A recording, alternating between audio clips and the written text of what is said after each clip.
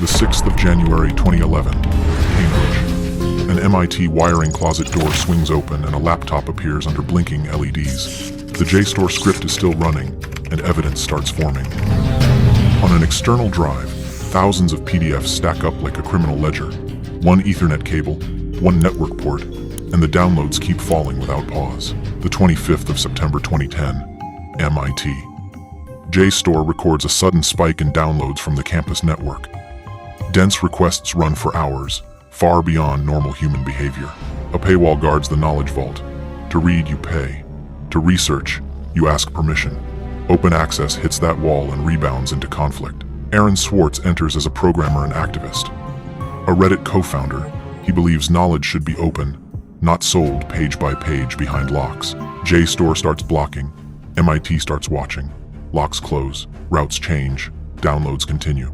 The chase happens inside logs, as cold and precise as machines. A camera points straight at the closet. No sirens needed, only time code. Each return visit creates another frame that tightens the circle. Federal charges, later read, computer fraud, and wire fraud. A paper download becomes a heavy case, and one question hangs: hero, criminal, or both? By late 2010, downloads repeat across multiple MIT network points. JSTOR flags anomalies and blocks in layers, but the traffic keeps returning again and again. Each block is followed by requests from another campus location. The case describes a long loop: block, evade, and resume downloading at full speed.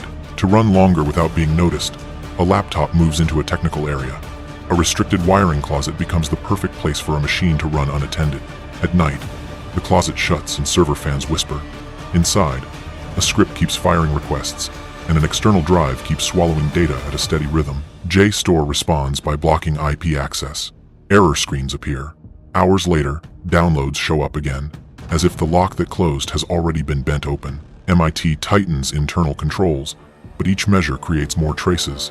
Logs thicken, timestamps connect, and the story shifts from engineering to investigation. Instead of chasing packets, the plan turns physical. A camera is mounted to face the closet door, waiting for the moment the laptop is touched again. CCTV shows an empty hallway, then a shadow appears. No explanation, only a door opening, hands moving, and timecode running cold and precise. Alongside the footage, JSTOR compiles download totals.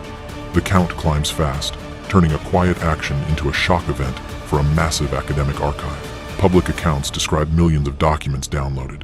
Once the number crosses a threshold, ethical debate gets pushed aside by criminal language. Early January 2011, the net is nearly complete. The camera has frames, logs have a trail, and the wiring closet becomes the place for a clean catch. The 6th of January 2011, morning. The closet opens again. The camera captures it clearly. Investigators treat this return as the decisive moment to move in. Soon after, the laptop is seized in the case record. The drive, cables, and gear become exhibits, and the story leaves the server room behind. Now, downloading papers stops sounding harmless. In the legal system, it's packaged into charges, with maximum penalties measured in decades. Plea pressure begins to surface in reporting. Prosecutors want deterrence. Supporters see an open access symbol. Two narratives harden into conflict. A bigger argument ignites. Who owns academic knowledge? Does a paywall protect revenue or protect quality? That question shadows every count. While the public argues, legal process runs like a machine. Motions, filings, court dates stack up. Each step pulls the story farther from code. Swartz is positioned against the system, no longer only a programmer. From here, he becomes a defendant, seen through the lens of cybercrime. The next chapter digs into charges and courtroom warfare. Once law takes control, ideals aren't enough. Small details can decide a life's direction. At MIT, where knowledge is celebrated, a wiring closet becomes a stage. From that point, the tragedy accelerates, and the runway disappears fast. The 6th of January 2011, Cambridge. Two MIT police officers and a US Secret Service agent move in. The laptop is seized, and JSTOR downloads become a case. At the station, evidence is logged. Laptop, hard drive, cables, storage. Tools that were technical minutes ago are now framed as criminal proof. Hours later, Swartz appears in Cambridge District Court. Two state charges land: breaking and entering, and unauthorized access with alleged felony intent. Media sees the contradiction. Academic papers, but paperwork that reads like a violent crime file. The public splits, fast, and the tone hardens. While lawyers work bail, the federal probe expands. The New England Electronic Crimes Task Force steps in, and the case leaves campus boundaries. Drives are forensically imaged, logs are matched, timelines are pinned by the hour. The story stops being told in words and starts in data. MIT holds a neutral stance, yet produces records when demanded. A university suddenly sits between two forces, a community and a prosecution machine. JSTOR focuses on recovery and prevention. Once the archive is secured, the organization signals it doesn't want this to become a long legal war. In June 2011, JSTOR reaches a civil settlement. All copies are returned and certified undistributed. But the prosecutorial engine keeps moving. To prosecutors, this is no longer about paywalls. It's rewritten as unauthorized access, wire fraud, and damage narratives inside a federal frame. By mid-July 2011, a federal grand jury acts.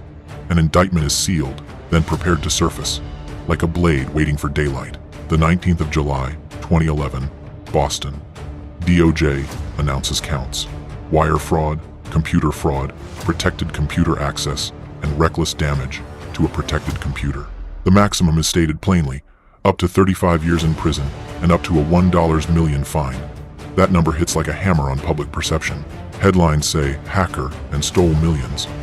Quietly, terms of service are pulled into criminal law, turning simple rules into handcuffs. MIT didn't ask for prosecution, and the report says prosecutors didn't even ask MIT what it wanted. Still, the case moves with its own inertia.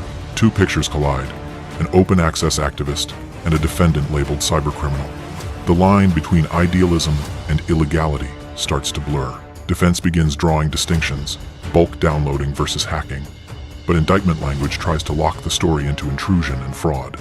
Discovery opens: files, logs, surveillance video, and emails. Each new document adds pressure, and time becomes an enemy that never sleeps. Plea offers enter the room in reporting. Say yes, penalties drop.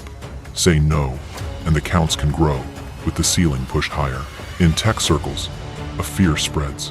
Can a terms of service violation become a felony? The Swartz case starts looking like a dangerous precedent. By the end of this chapter, the fight leaves cables and servers behind. It moves to federal court, where every legal word can crush. And once the machine is fully engaged, the only choice left is survival. Compromise with the system, or fight it to the edge. July 2011, Boston. A federal indictment is unsealed. What began as academic downloads is rewritten into multiple counts, and the runway starts shrinking fast. Each count carries its own maximum.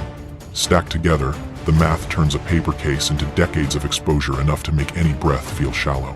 Lawyers move in. Paperwork thickens. Open access arguments get pushed aside, replaced by indictment language and the cold mechanics of federal court. September 2012 brings a superseding indictment. More counts, more pressure.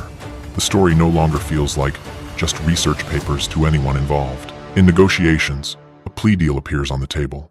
The system wants a guilty plea, fines, and a deterrent message that others will understand. Across the tech world, open access supporters mobilize. Letters, essays, petitions spread fast, framing the prosecution as power used far too aggressively. JSTOR says the civil dispute is settled and the data is returned. But the criminal case keeps running. One side wants closure, the other wants a stamp. Waiting days feel like a slow DDoS on the mind. Court dates, deadlines, emails, calls. The pressure doesn't explode, it grinds, hour after hour. Friends describe Aaron as exhausted and darkening. No server has to crash. A mind can overload. The human cost of the case comes into focus. The 11th of January, 2013, Brooklyn. Aaron Swartz dies. No details needed, only the sudden absence. The community understands the fight has taken a life. News spreads like a shockwave. Questions ignite. Were the threatened penalties just? And was the law using a sledgehammer against an ideal? Soon after, prosecutors dismiss the case because the defendant is gone. The file closes on paper, but the crack remains in public trust. MIT releases an internal report, acknowledging hard choices about neutrality and cooperation. The story stops being one person and becomes a system. What remains is an argument that won't die. Who owns knowledge? And will the internet be locked by old rules or opened by new ones?